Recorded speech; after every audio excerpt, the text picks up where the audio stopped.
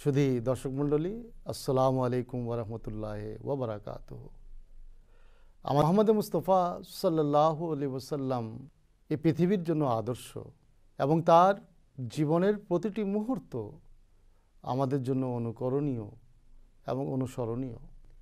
হযরত মুহাম্মদ মুস্তাফা সাল্লাল্লাহু আলাইহি ওয়াসাল্লাম অত্যন্ত পরিচ্ছন্ন এবং পরিষ্কার থাকতেন। হাদিসে এসেছে, রাসূল করিম সাল্লাল্লাহু আলাইহি ওয়াসাল্লাম বলেছেন, আন নিজাফাতু মিনাল ঈমানে, পরিচ্ছন্নতা ঈমানের অঙ্গ। এই দিক থেকে হযরত মুহাম্মদ মুস্তাফা সাল্লাল্লাহু আলাইহি ওয়াসাল্লাম সবচেয়ে বেশি পরিষ্কার ছিলেন। রাসূল করিম সাল্লাল্লাহু আলাইহি ওয়াসাল্লাম যখন ঘুম থেকে উঠতেন, ওযু করতেন, মিসওয়াক করতেন, অর্থাৎ পূর্ণাঙ্গীনভাবে তিনি নিজেকে পরিচ্ছন্ন করে নিতেন। সেই যুগে আরবের লোকেরা যখন বাথরুমে যেত, প্রকৃতির ডাকে যখন সাড়া দিত, সাধারণত পাথর, মাটির ঢেলা বা অন্যান্য হাড্ডি, এমনকি গোবর পর্যন্ত তারা ব্যবহার করত।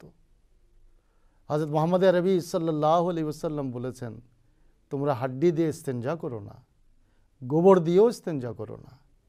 অর্থাৎ মুহাম্মদ মুস্তাফা সাল্লাল্লাহু আলাইহি ওয়াসাল্লাম এমন একটি পরিবেশে যেখানে এ সমস্ত জিনিস ব্যবহার হতো তিনি কখনো ব্যবহার করেননি।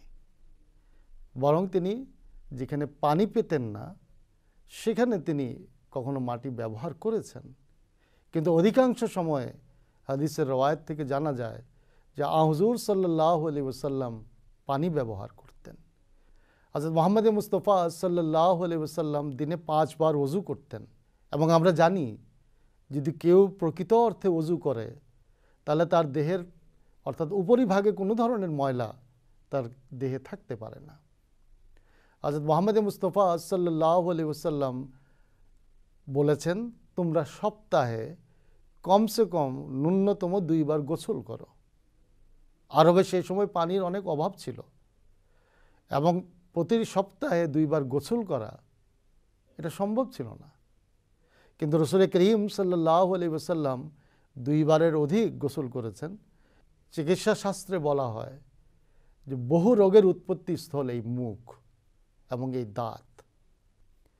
রাসূল করিম সাল্লাল্লাহু আলাইহি ওয়াসাল্লাম সম্পর্কে সাহাবীগণ বর্ণনা করেছেন, উম্মুল মুমিনিন বর্ণনা করেছেন, তিনি যখনই ঘরে প্রবেশ করতেন প্রথমে মিসওয়াক করতেন। রাসূল করিম সাল্লাল্লাহু আলাইহি ওয়াসাল্লাম মিসওয়াক করতেন আড়াআড়িভাবে, সোজা এভাবে মিসওয়াক করতেন, এভাবে মিসওয়াক করতেন, যেন দাঁতের ফাঁকে যে ময়লা আবর্জনা থাকে সেটি যেন পরিষ্কার হয়ে যায়। এবং বর্তমানে বিজ্ঞান এই কথাই বলে যে আমরা ব্রাশ যেন এভাবে করি। আর রাসূল করিম সাল্লাল্লাহু আলাইহি ওয়াসাল্লাম 5 বার ওযু করার সময় মিসওয়াক করতেন। একবার বললেন, যদি এটা আমার উম্মতের জন্য যদি কষ্টের কারণ না হতো তাহলে আমি তাদেরকে বলতাম যে তোমরা 5 বার মিসওয়াক করো। হযরত রাসূল করিম সাল্লাল্লাহু আলাইহি ওয়াসাল্লাম নখ বড় করতেন না, নখ কেটে ফেলতেন।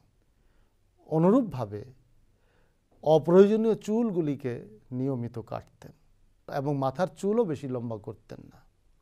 হযরত মুহাম্মদ মুস্তাফা সাল্লাল্লাহু আলাইহি ওয়াসাল্লাম কাপড় পরিষ্কার পরতেন, যাই তার থাকতো কিন্তু সেটা পরিষ্কার হতো। হযরত রাসূল করিম সাল্লাল্লাহু আলাইহি ওয়াসাল্লাম সম্পর্কে হযরত আনাস রাদিয়াল্লাহু তাআলা আনহু বর্ণনা করেন যে হযরত রাসূল করিম সাল্লাল্লাহু আলাইহি ওয়াসাল্লাম এর ঘাম থেকে মুস্ক অর্থাৎ মৃগ নাভির সুগন্ধির চাইতেও বেশি সুগন্ধি হতো।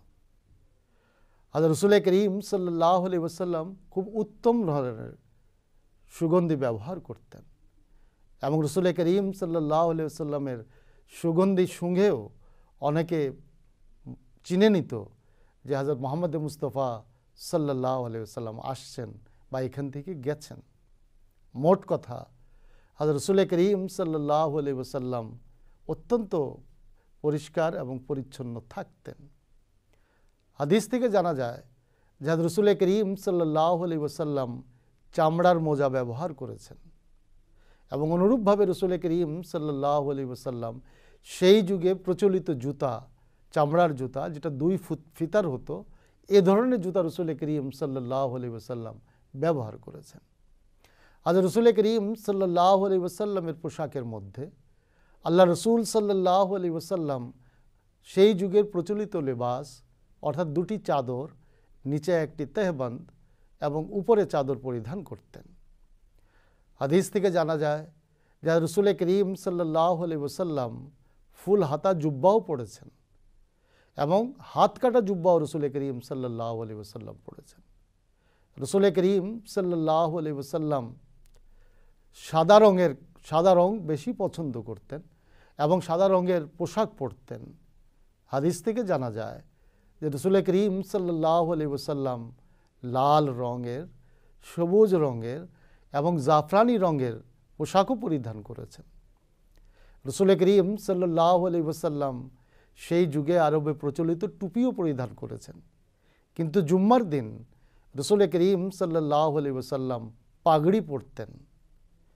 আল্লাহ রসুল সাল্লাল্লাহু আলাইহি ওয়াসাল্লামের কাছে যখন কোনো দূত দেখা করতে আসতো, আল্লাহ রসুল সাল্লাল্লাহু আলাইহি ওয়াসাল্লাম উত্তম পোশাক পরিধান করতেন এবং বিশেষভাবে রসুল করিম সাল্লাল্লাহু আলাইহি ওয়াসাল্লাম একটি লাল জুব্বা ছিল, সেই জুব্বা তিনি পরিধান করে সেই দূতদের সাথে দেখা করতে আসতেন।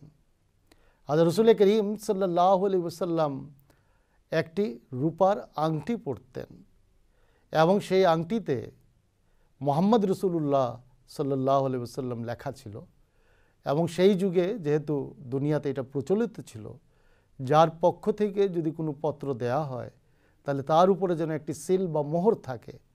হযরত মুহাম্মদ মুস্তাফা সাল্লাল্লাহু আলাইহি ওয়াসাল্লামের এই আংটি মোহরের কাজ করত।